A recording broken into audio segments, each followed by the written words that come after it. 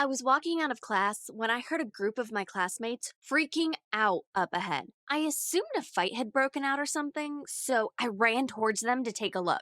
But as I got closer, I realized it was something much worse. They were actually panicking, like they'd seen something bad happen. I managed to squeeze through the group of people blocking the entrance, and what I saw outside was seriously disturbing. It was the most shocking scene. My dad, there he was again, scamming people and claiming to be the real Jesus Christ. He was walking down the street barefoot, carrying a giant wooden cross. I wanted the ground to swallow me up there and then. I was so humiliated. I couldn't believe my dad would do all that for money. He wasn't just walking, though. Oh no. He was also handing out flyers and blessing people as he walked by them. The boy who had been freaking out the most was now filming my dad. Give it an hour, and this would be all over the internet. I started to walk away from the door, praying that the boys wouldn't turn around and see me, but it was too late. I was about halfway down the hall when one of them shouted in my direction, "Hey, Eden, my girl, isn't that your old man out there? What, does he think he's Jesus or something?" I just ignored my classmate and decided I had to do something. I ran out onto the street. I had never bunked off school in my life, but my dad was making a scene, and I was so worried about him. I was crying as I ran towards him. He had taken it too far now. This wasn't okay. I caught up with him and made him walk home with me. I was so embarrassed because he kept trying to hand out flyers, and of course, he was carrying that gigantic cross. I just kept shouting at him, telling him to stop humiliating me and to maybe act normal for once and stop dressing like he was born 2,000 years ago. I didn't even give him a chance to reply as we reached our house. I just stormed inside. But as I went through the door, I heard him say, "But I was born 2,000 years ago." He had seriously lost the plot. I went straight to my mom. I left Dad on the porch and tried to get my mom to come outside with me so I could show her the cross. My mom barely even looked up from the crossword puzzle she was doing. She was so used to my dad's eccentric behavior that she didn't even care. She didn't even think there was anything wrong. And it just went downhill from there. My dad has always been quite a religious man, but recently he started acting a bit crazy about the whole church thing. After going there so many times, he claimed that he could feel the Holy Spirit entering him and that he was meant to be the Jesus of the modern era. According to him, he was Jesus Christ who had come to save the youth from sin. Worst part was that many people actually believed him, and he made a good chunk of money off of it. People would come and ask my dad to heal them. In fact, every weekend, our front yard was full of people waiting in line to see my father, or should I say, Mr. Christ. And Mom didn't exactly help the situation. It's not like she encouraged Dad's behavior, but she let Dad quit his job so he could focus his time on religious stuff. I wanted to shake my mom. Dad was as much responsible for this family as she was. Even though my dad was making tons of money, we had no idea where it went. And yet, she just took it upon herself to support us all. And she was exhausted. She was like a zombie sat in front of the TV. I sat down next to her and was about to try to talk to her again when my phone beeped. It was a Facebook notification for some event. I opened it up and couldn't believe it. It was from my dad. He had set up a Facebook page, and this event was open to anyone who wanted to come along and be baptized and be surrounded by the Holy Spirit for $100 each. And he had actually had the cheek to invite me. I got up to go and have a word with him, and that's when I noticed one of the flyers he had been handing out. It was for the event too. I was so angry. I wanted to rip every last flyer up into shreds and throw them at him. And that was only the beginning. Pretty soon, Dad started to get quite distant. He began hosting his weekly meetings for this new group he'd started, and Mom and I barely saw him. When we did see him, he was just mumbling about these flashbacks he kept having from 2,000 years ago. Dealing with my dad had become so frustrating that at some point, I just decided enough was enough. If he wasn't going to listen to me, then why even bother? It was just a waste of my time. I found the best way to cope with him was just to ignore him, which is what I did every chance I got. But then one day I saw him hanging out with a crazy looking woman at the lake I usually go to, and I realized I couldn't ignore him any longer. I couldn't believe what I was seeing. They were sitting by the lake, and the woman was scooping water out of the lake with a silver goblet thing and pouring it over his head. Every time she poured the water over him, she'd whisper something in his ear, and he'd giggle like a little boy.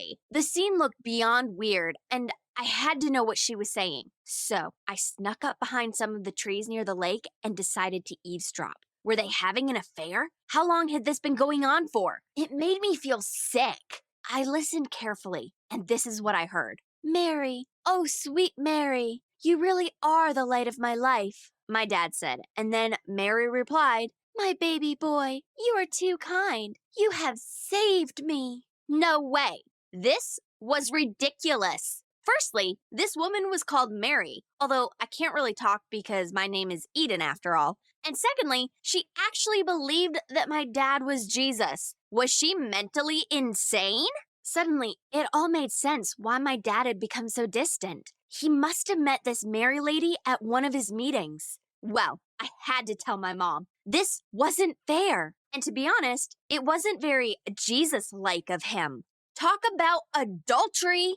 I ran home and immediately told Mom everything I'd seen and heard. She laughed at first because she was so used to Dad doing strange things. But the moment I mentioned the woman whispering in his ear, the more she started to take me seriously, and then things changed. Mom went crazy and actually threw Dad out that night. The weirdest part was how calm Dad was. He didn't even shout back.